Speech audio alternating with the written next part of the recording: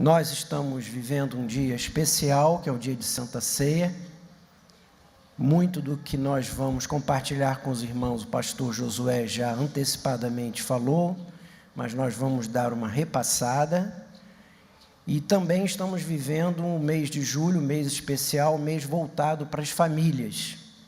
Então, nessa manhã, nós temos a junção de duas coisas muito especiais: a Santa Ceia e o início do mês dedicado à família. Então, eu decidi, nessa manhã, compartilhar com os irmãos algumas coisas, algumas lições do que a Santa Ceia tem para ensinar as famílias.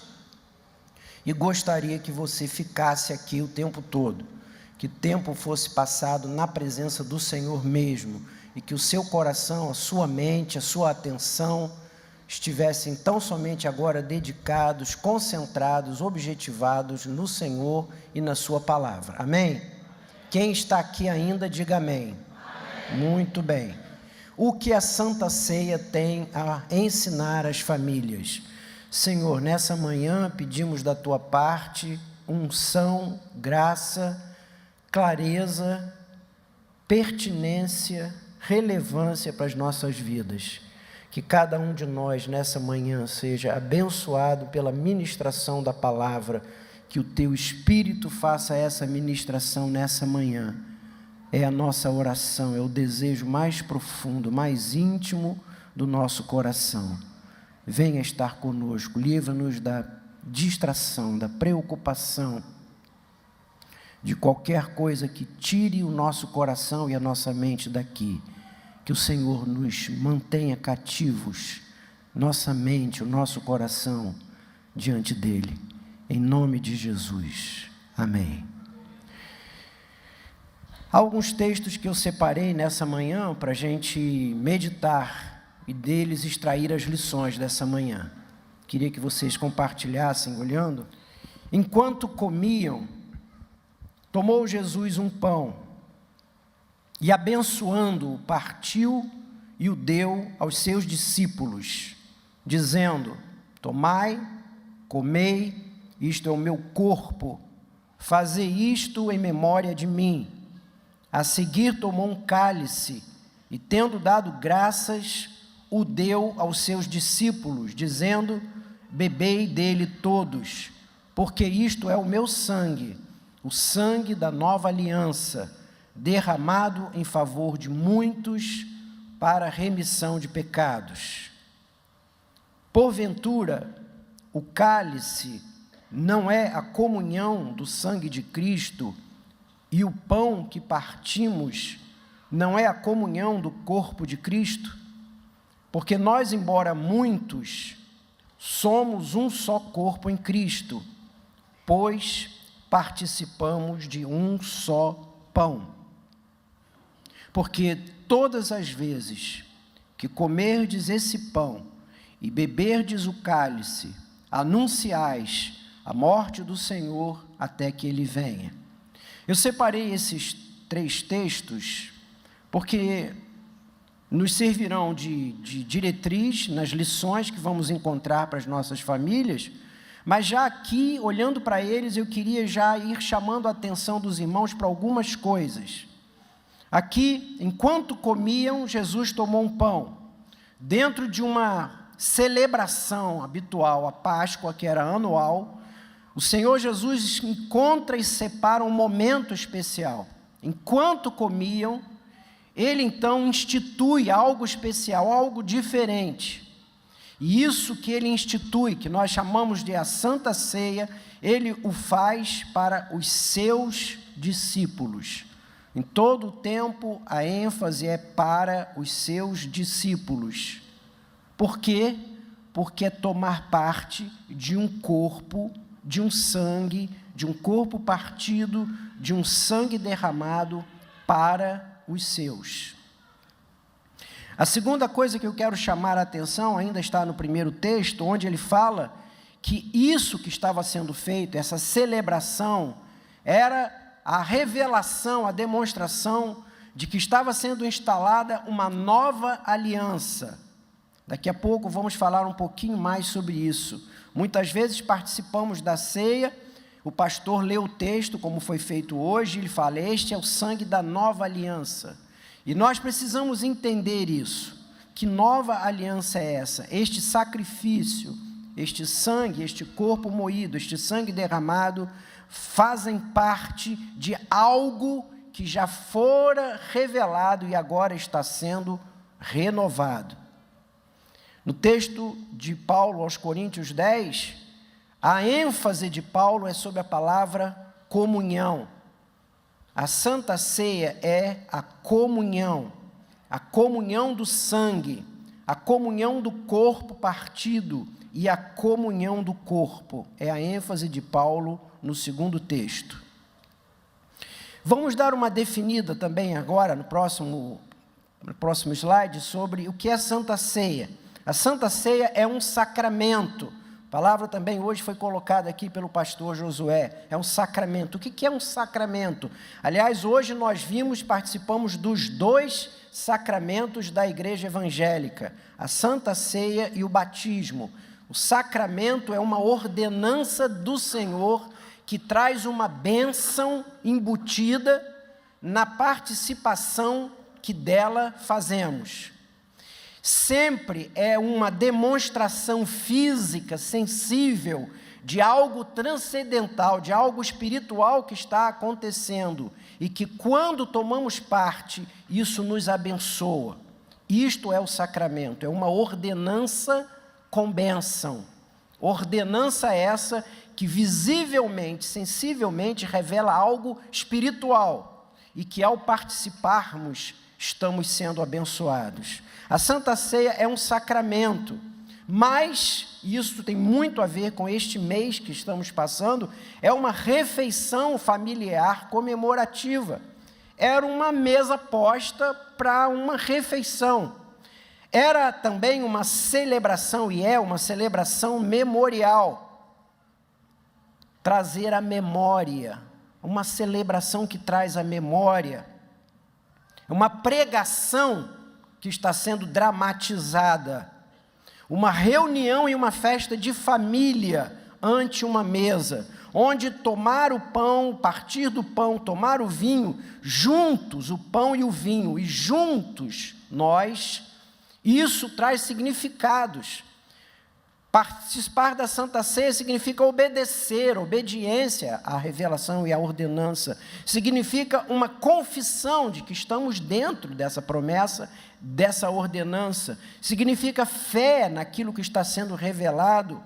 Significa que estamos trazendo e recebendo um selo de povo de Deus. Estamos comemorando este ato e estamos fazendo dele um memorial. E como povo de Deus, ao comemorar o sacrifício de Cristo e participarmos disso, isso gera em nós encorajamento em nossa vida, encorajamento espiritual. É um momento de comunhão e, ao mesmo tempo, é uma pregação, é um anúncio da obra que Deus realizou em Cristo a nosso favor. Assim, participando da mesa até que Ele venha, estamos mantendo, preservando a expectativa, a esperança de que essa obra aqui revelada vai se concluir, e vai se concluir na reunião eterna, universal, onde toda a família estará junta eternamente, cujos membros dessa família provêm de todos os povos, de todas as tribos, de todas as nações alcançadas que foram ao longo de toda a história da humanidade. Amém? Está claro, então, com essa definição aparentemente longa sobre a Santa Ceia? Mas quais são as verdades, sentimentos que estão envolvidos na Santa Ceia e que podem ser aplicáveis às nossas famílias? Que lições a Santa Ceia pode trazer e serem aplicadas às nossas famílias? Há muitas lições, muitas. Mas eu queria escolhi apenas 5 para rapidamente passar por elas nessa manhã. Primeiro, a Santa Ceia é a revelação de um amor com entrega. Segundo, é um perdão reconciliador. Terceiro, é sempre uma celebração. Quarto, participar da Santa Ceia é falar e agir com união, comunhão e inclusão. E em quinto, evangelização e esperança.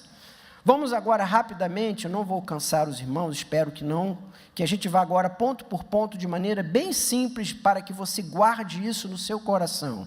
A primeira verdade, a primeira lição que a Santa Ceia traz para as nossas vidas de família é amor com entrega, um amor desprendido, um amor sacrificial. E aí há dois textos que nos falam disso. Porque Deus amou o mundo de uma intensa, grande, de uma tal maneira que Ele deu o seu Filho. Dar o seu Filho foi revelação do amor. Deus prova o seu próprio amor para conosco pelo fato de ter Cristo morrido por nós quando nós ainda éramos pecadores. O amor de Deus provou-se, a sua grandeza, a sua qualidade, o seu tipo de amor, pelo fato de que Ele entregou o seu Filho para morrer por nós, quando nós ainda éramos pecadores. A Santa Ceia, irmãos, a mesa que participamos, é uma expressão, é uma representação da morte de Cristo na cruz. E a morte de Cristo na cruz é um ato, foi um ato de Cristo que nasceu do amor de Deus, do amor desprendido de Deus, um amor tão intenso, tão forte, que entregou o seu Filho por nós, um amor sem limites, um amor sacrificial. Essa decisão de Deus de entregar o seu Filho por causa do seu amor por nós, não foi um amor retributivo. Ele não deu o seu Filho por amor porque nós o amávamos primeiro, não. Essa decisão do amor de Deus de entregar o seu Filho por nós é um amor unilateral, porque a palavra nos diz que Jesus foi entregue por nós quando nós ainda éramos pecadores, quando ainda estávamos longe, blasfemos e inimigos de Deus. O amor de Deus, a Santa Ceia nos fala de um amor que entrega, de um amor que não é um sentimento apenas inconsequente, um amor romântico, filosófico, um amor conceitual. Ao contrário, o amor de Deus é um amor que age, que se concretiza, que se desprende, que abre mão. O amor de Deus é um amor que sofre perdas, é um amor que pensa no outro, é um amor que está direcionado e focado no outro. É um amor que age na direção da prioridade do ser amado e vai até o fim, até as suas últimas consequências. Que lições isso traz, então, para a família? Creio que essa é a primeira grande, maior lição. O sentimento mais claro, mais nítido, mais importante para estabelecermos as nossas famílias e para mantermos uma família saudável é exatamente termos o amor e o amor desse tipo. Revelarmos em nossas famílias um amor dessa qualidade, um amor desprendido, um amor sacrificial. Uma família só conseguirá sobreviver com saúde se ela estiver edificada sobre o amor, mas não um amor egoísta, não um amor umbilical, não um amor que troca, um amor que dá porque recebe, um amor que dá porque vê no outro algo seu, algo que é seu, onde a gente ama porque está se amando de alguma maneira, mas um amor que é um amor que concentra-se no outro, que objetiva o outro, que abre mão, porque o amor egoísta, aquele amor que dá porque recebe, dá porque vê no outro algo de nós, é um amor egoísta, ali acaba com o tempo gerando conflitos e ciúmes. É o amor que gera sentimentos possessivos, é um amor que gera sentimentos e ações limitadoras. Então, a primeira lição dessa manhã é que nós precisamos aprender a amar. Nossas famílias têm que ser edificadas sobre o amor, um amor que entrega, um amor que abre mão, um amor que se desprende, um amor que pensa no outro, um amor que pensa na esposa, no esposo, um amor que pensa no filho, o amor que perde, o amor que entrega, o amor que sofre, mas está feliz porque está vendo que aquele seu alvo, objeto do seu amor, está sendo abençoado. E nós então precisamos pedir a Deus que recebamos em nossa vida, em nossa família, essa qualidade de amor. Só Ele pode nos dar este amor, o amor que nasce no coração de Deus. A segunda lição que a Santa Ceia nos dá e dá à nossa família é o perdão reconciliador. Romanos 5,10 diz que nós fomos reconciliados com Deus, mediante a morte do seu Filho. A morte de Cristo é que está sendo celebrada na Santa Ceia, no pão, no corpo moído, no vinho, o sangue derramado. Mas isso não foi apenas, como eu disse há pouco, um ato de um amor desprendido. Na verdade, essa morte de cruz é também um caminho proposto por Deus para trazer-nos perdão e para nos trazer de volta para perto dele. A Santa Ceia, que representa a morte de Cristo, representa o caminho proposto por Deus para nos reaproximar dele, para perdoar os nossos pecados. A Santa Ceia representa uma morte que é um ato da graça de Deus. Tal como o amor, esse perdão também é unilateral. Deus nos perdoou, Deus enviou o seu Filho, quando nós ainda não havíamos nos arrependido, quando nem pensávamos ainda em pedir perdão, antes o Senhor Deus enviou o seu Filho para morrer por nós. É um perdão unilateral, é um perdão que paga um preço de uma dívida, e porque paga, apaga a dívida, e porque paga e apaga, nos justifica, faz de novo cada um de nós voltarmos a sermos justos, e justificados mediante a fé, temos paz com Deus, e porque temos paz com Deus, e fomos justificados, somos agora reconciliados. Romanos 8, de 15 a 17, nos fala que o Espírito Santo que entra nos nossos corações nos comunica que agora somos de novo da família de Deus. E podemos orar e dizer, Pai. Podemos até ousar ainda mais e dizer, Abba, Pai. Papai, papaizinho, meu querido Pai. E é a morte de cruz, o sangue derramado, o sofrimento da cruz, que não somente nos perdoa, mas nos reconcilia.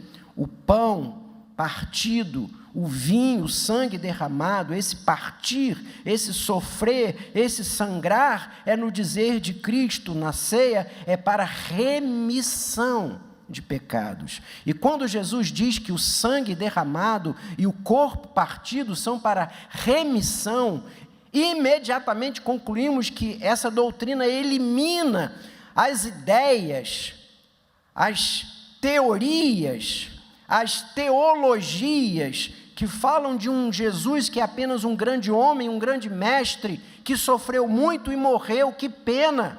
Como o mundo é mau, mataram um Jesus maravilhoso, um grande mestre. Na verdade, nós, como evangélicos, cremos que essa morte, essa entrega, esta cruz, este sangue, foram algo absolutamente decididos, planejados e objetivos, porque era para remissão de pecados. O que a família aprende sobre isso? Numa família, se o amor que se desprende, que abre mão e que doa, é o maior e primeiro sentimento a ser revelado, creio que a existência de uma família, a manutenção de uma família saudável precisa imediatamente depois, coladinho com o amor, precisa manifestar em todo o tempo um perdão reconciliador. Perdão que toma iniciativa, o perdão que busca, o perdão que vai atrás, que busca conserto, que tenta em todo o tempo gerar paz, que restaura, que reaproxima. É o perdão que nem aguarda que o ofensor lhe peça o perdão, mas ele é unilateralmente dado. Pessoas e relacionamentos são muito complexos e muito difíceis, ainda mais no cotidiano diário, naquela vida diária da família, quando todos nós estamos desnudos, quando o marido e a esposa estão convivendo todos os dias, acordando e dormindo, passando o dia na sua grande parte juntos, pais e filhos nesse relacionamento de convívio, isso é algo desgastante. Feridas, danos, mágoas, afastamentos, ressentimentos, são coisas que frequentemente encontramos dentro de um relacionamento familiar, e são coisas que se repetem. E são sentimentos e mágoas que muitas vezes crescem, criam raízes, sentimentos que geram marcas, cicatrizes. Não poucas vezes há pessoas que passam a partir desse momento, desse relacionamento problemático, magoado, mágoas enraizadas dentro da casa, são tão profundamente afetados que isso traz grandes dificuldades para relacionamentos futuros, para estabelecimento de uma nova família, para o casamento, para a autoaceitação. A Santa Ceia ensina que nós precisamos, como família, em todo o tempo, disponibilizar perdão.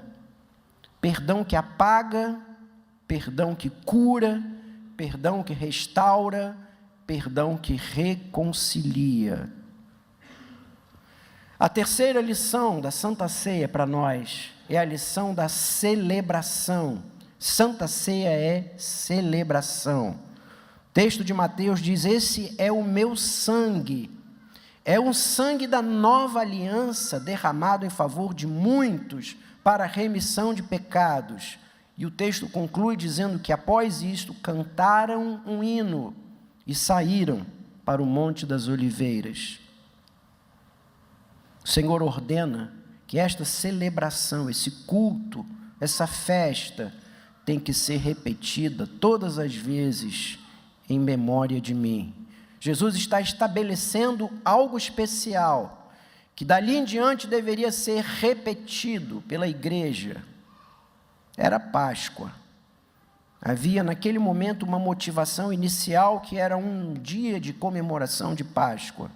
Eles estavam ali reunidos, conversando, orando, comendo e cantando. E no meio disso tudo, dessa festa, dessa celebração, o Senhor ordena que aquilo ali não terminasse ali, mas que essa celebração, essa refeição especial, aquele momento alegre e festivo fosse comemorado e repetido até que ele voltasse. Mas dentro dessa comemoração, dessa celebração que alimentou o corpo e a alma, dali a pouco Jesus estaria indo para o Monte das Oliveiras, dali a pouco estaria subindo para o Gólgota, subindo para o Getsêmani, e sofrendo a maior dor que alguém já suportou na terra. Dor tão profunda que ele diz em algum momento para o Pai: se possível, passa de mim esse cálice. Contudo, celebravam. Celebravam o quê? Celebravam a Páscoa. Jesus falava certamente, tinha falado naquele dia, naquele momento, de sangue, porque era Páscoa. Mas agora, o sangue que Jesus falava não era propriamente o sangue que a Páscoa lembrava, o sangue que passava na verga da porta. Vocês lembram da instituição da Páscoa? Para que o povo de Deus fosse liberto e preservado, para que o povo saísse livre do Egito e fosse para Canaã, e nessa caminhada fosse guardada e preservada por Deus, a família precisava estar sendo guardada por um sangue de um animal morto, inocente e perfeito, que seria passado na verga da porta. Certamente que a Páscoa, na celebração da Páscoa, isso havia sido relembrado. Mas o que aqui Jesus estava falando não era do sangue da ovelha, do animal, que tinha sido passado na verga da porta. Agora Jesus estava falando de algo profundamente pessoal. Jesus estava falando do seu sangue que estaria sendo derramado dali a pouco. Jesus estava falando de algo muito íntimo e profundo. O que celebravam? Certamente não celebravam dor, certamente não estavam ali celebrando sofrimento. Certamente os discípulos nem celebravam a cruz, porque ainda não tinham entendido e nem anteviam o que estava para acontecer, mas celebravam, e Jesus celebrava, e Jesus ordenou essa celebração. O que Jesus celebrava? Ele celebrava era a vitória, que aquilo tudo representava. O que Jesus estava vendo naquela hora e celebrando era que ele estava cumprindo cabalmente tudo que fora planejado, como diz Apocalipse, desde os tempos eternos. Algo que começou lá na eternidade, antes da criação do mundo, quando Jesus já havia sido determinado para a cruz. Ele celebrava, era o cumprimento da verdadeira Páscoa. O que ele celebrava? Celebrava porque, olhando para aquilo, ele via o povo que no tempo e no espaço estava sendo remido, e que por meio da cruz estava sendo trazido para junto dele, do Pai. Ele estava celebrando que por meio da vitória da cruz, daquela morte substitutiva, com certeza ele estava realizando a maior obra da terra. E ele celebrava porque a vitória trazia a ele a certeza de que ele retornaria vitorioso e estabeleceria um reino eterno de paz e justiça. Ele celebrava que conseguira cumprir tudo o que for acertado com o Pai. Aquela mesa da Santa Ceia, ele estava usando também como uma mesa didática. Através do sangue, do vinho, do copo com vinho, do pão que ele partia e falava do corpo e do sangue, estava completando a revelação e o ensino que passou todo o tempo revelando aos seus discípulos, falando de que era necessário sofrer, que era necessário derramar o sangue, que ele estava fazendo algo substitutivo e que estava estabelecendo a nova aliança. Você que está aí com sua Bíblia na mão, abra em Êxodo 24, vamos entender o que é a nova aliança. Êxodo 24, 6, Moisés, que descera há pouco do Monte Sinai, que tinha trazido a lei, os 10 mandamentos, e apresentado ao povo, tomou um sangue de animal derramado naquele momento, metade do sangue pôs em bacias, e a outra metade aspergiu sobre o altar, porque diante dessa leitura da lei, foi feito um sacrifício. Tomou o livro da aliança, verso 7, leu ao povo, e eles disseram: tudo o que falou o Senhor, faremos e obedeceremos. Então tomou Moisés aquele sangue e o aspergiu sobre o povo e disse: eis aqui o sangue da aliança que o Senhor faz convosco a respeito destas palavras. Olhem para mim.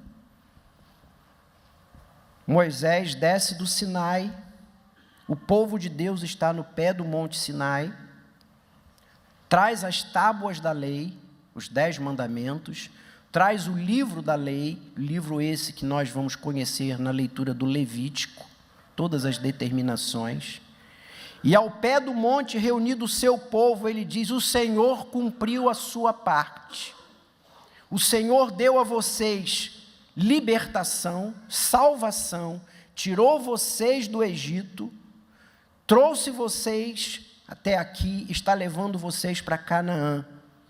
E a aliança de Deus está se estabelecendo. Da parte dele, a libertação, a salvação, a guarda, a proteção, o pertencimento. Vocês são povo de Deus e Deus é o Deus de vocês. E agora, estabelecido isso, há uma aliança a ser estabelecida. Da parte de vocês, há uma parte a ser cumprida. Obediência, compromisso com esta bênção. E o povo diz: amém, estamos juntos, aceitamos isso, queremos que Deus seja o nosso Deus e queremos ser o povo de Deus. Então vamos celebrar esta aliança, que se faz entre Deus e você e Deus. Constrói um altar, sacrifica um animal, novamente representando que o caminho da aliança é o sangue de um animal inocente. Agora toma o sangue desse animal inocente e divide.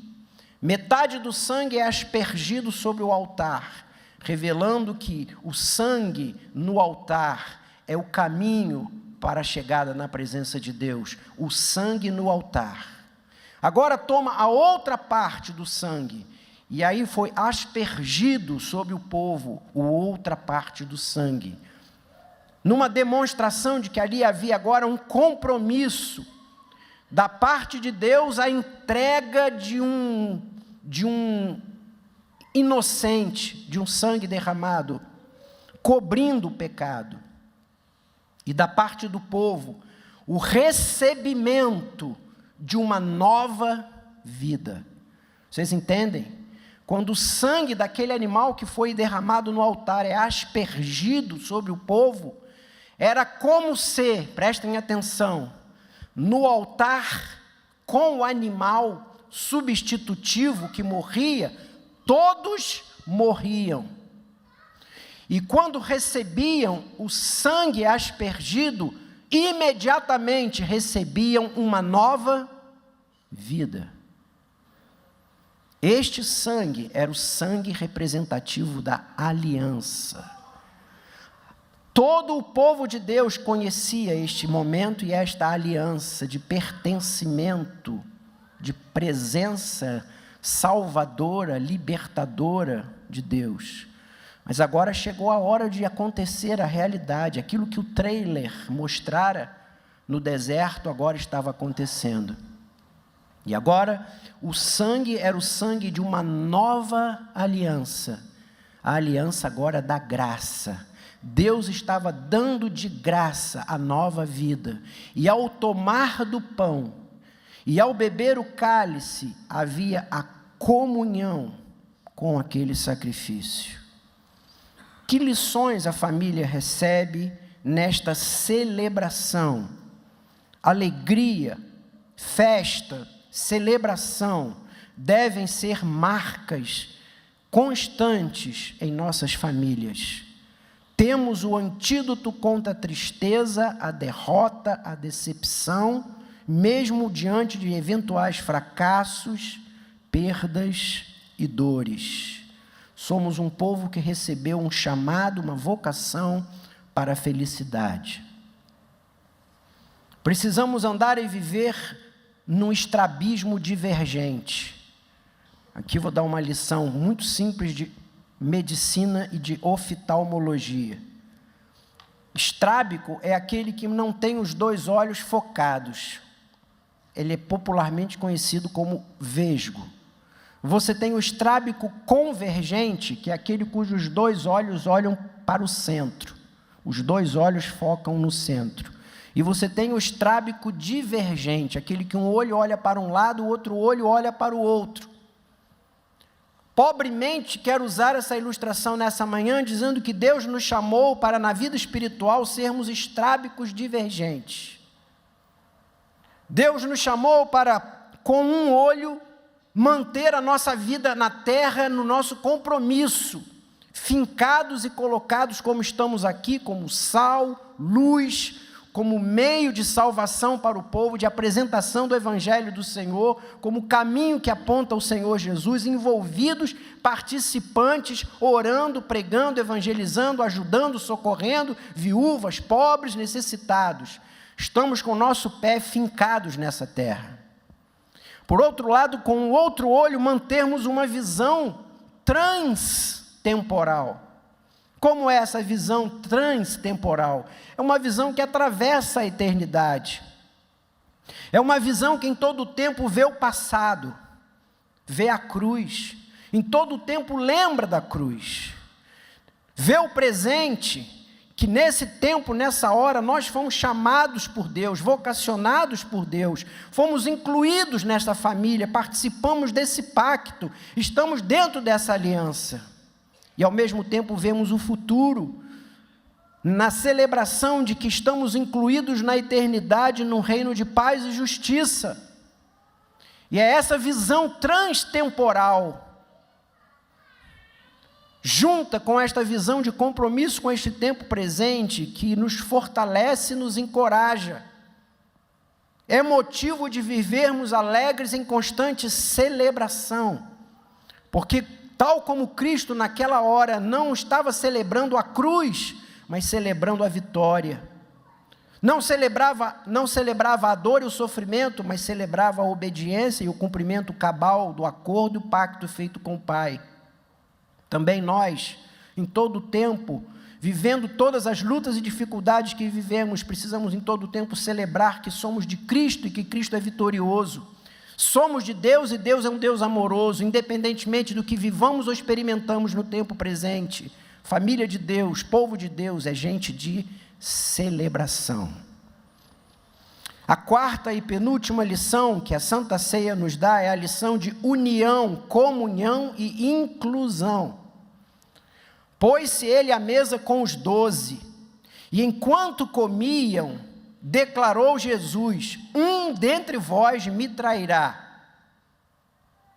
Abençoou o pão, o partiu, o deu aos seus discípulos, tomou o cálice a seguir, deu aos seus discípulos, dizendo: bebei dele todos. Chamamos a Santa Ceia de comunhão. Me lembro da minha infância, adolescência, que a minha mãe nunca disse assim em casa: hoje é culto de Santa Ceia. O hábito da minha mãe era: hoje é dia de comunhão.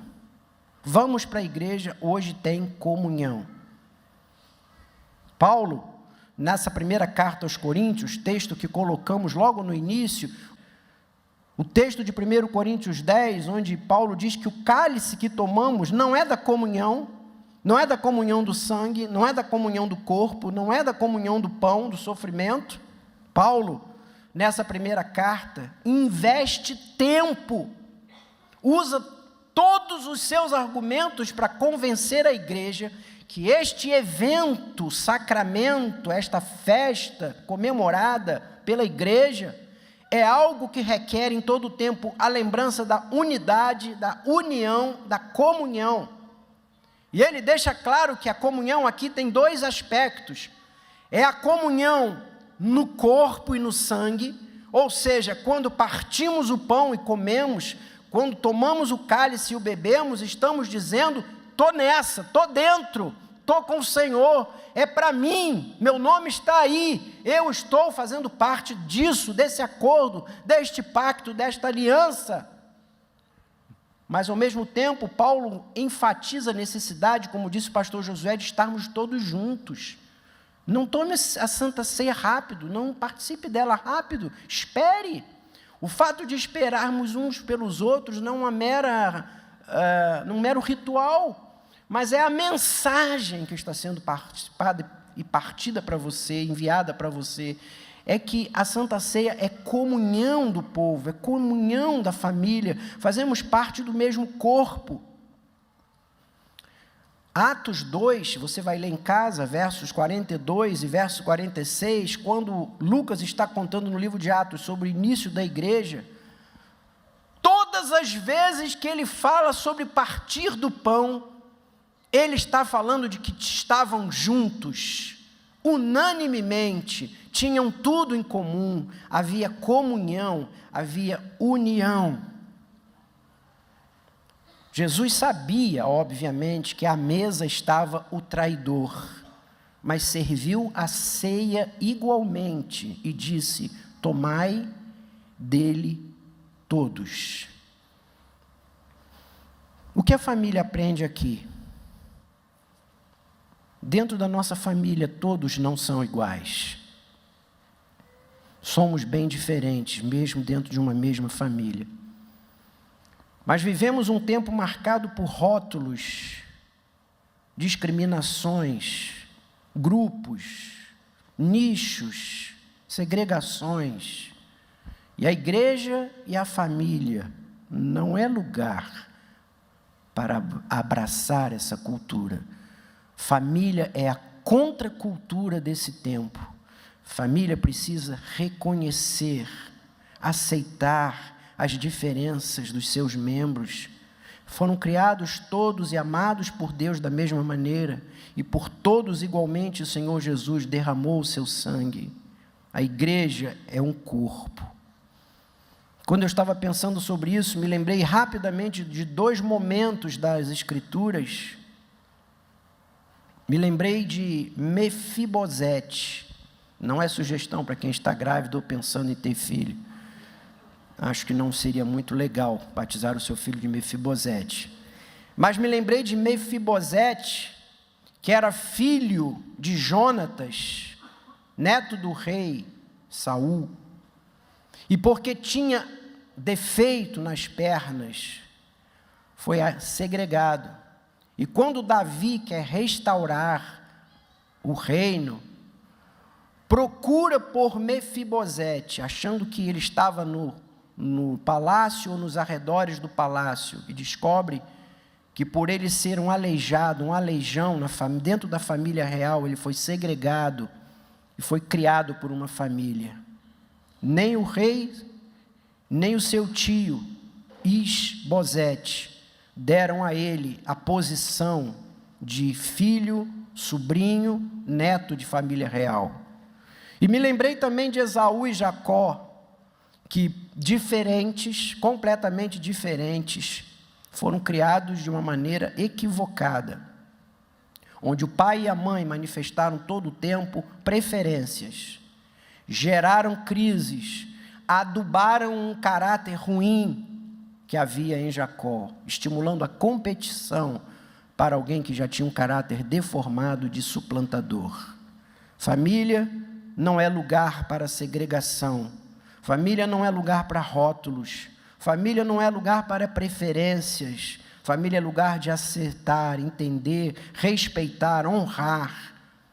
Família é lugar de receber o membro da família, o marido, a esposa, um filho, que quando chega de fora, do trabalho, da rua, da escola, ferido, machucado, é acolhido, abraçado, incluído. Família é lugar de inclusão. Família é lugar de comunhão.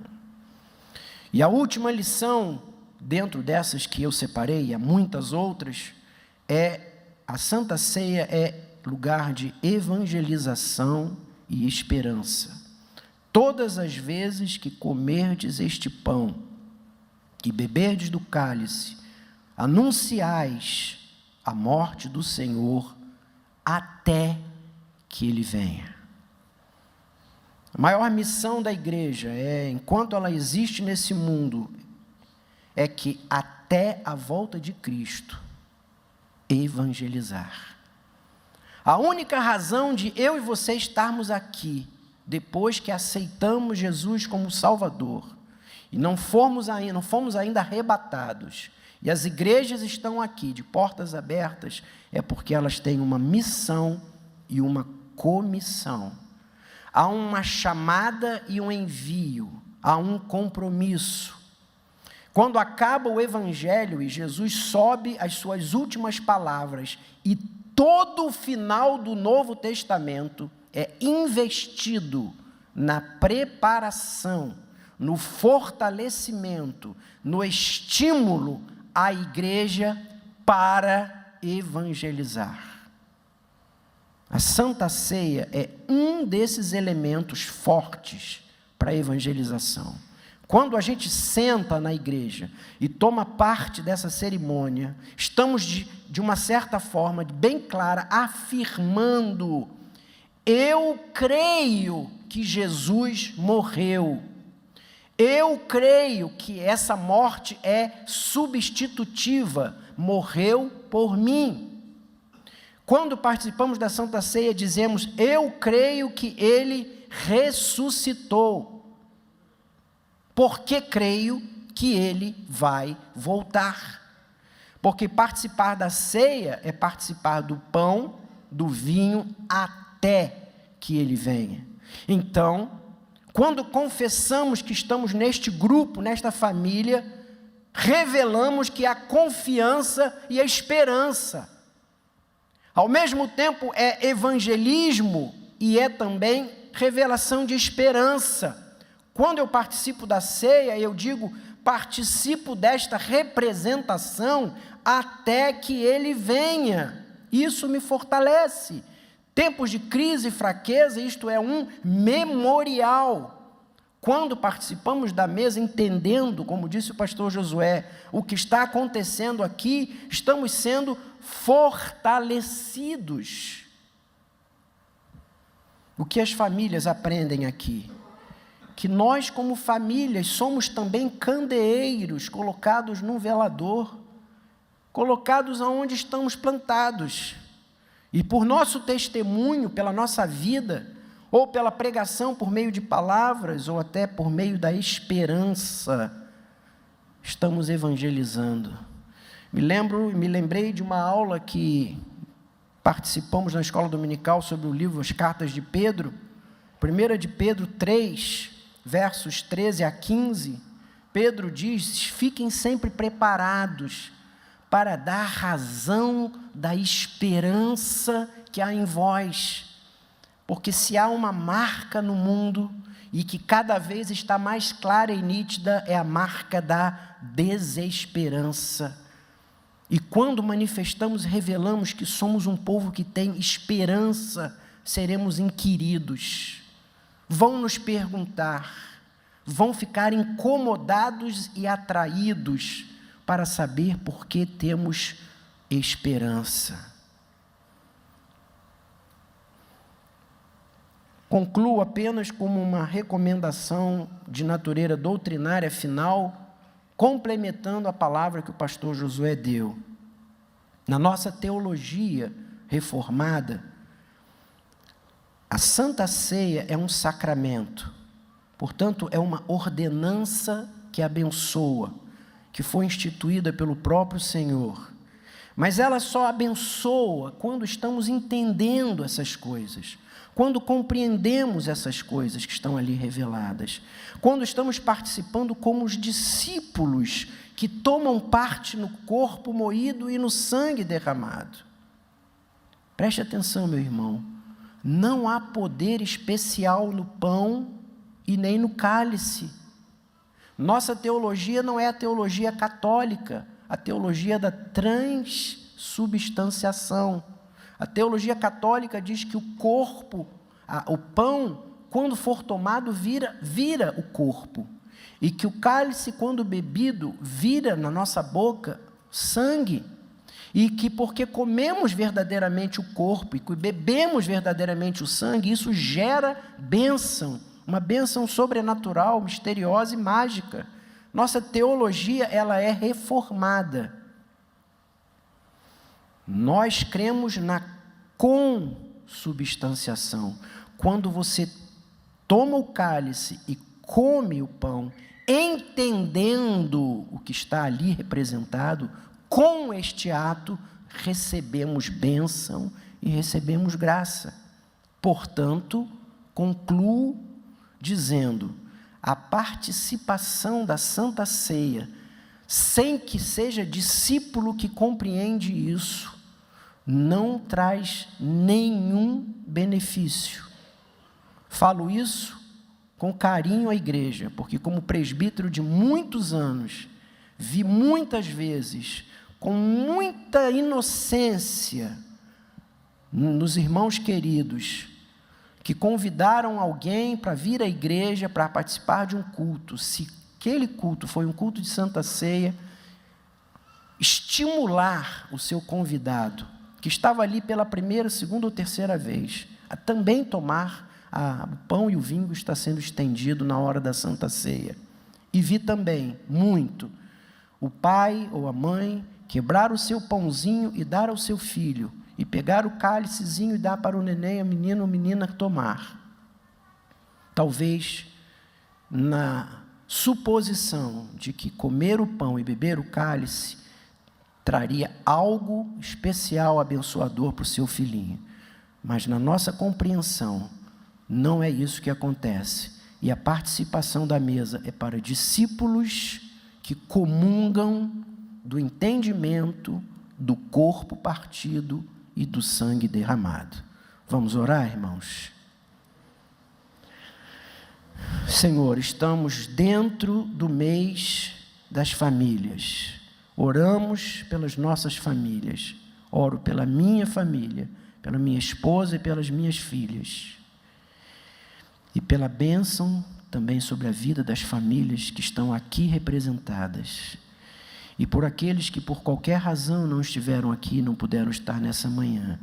Alcança, Senhor, as famílias dessa igreja.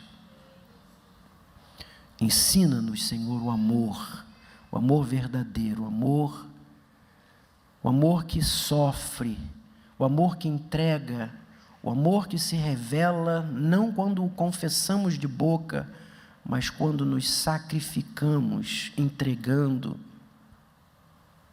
Que a nossa família receba esse amor da parte do Pai.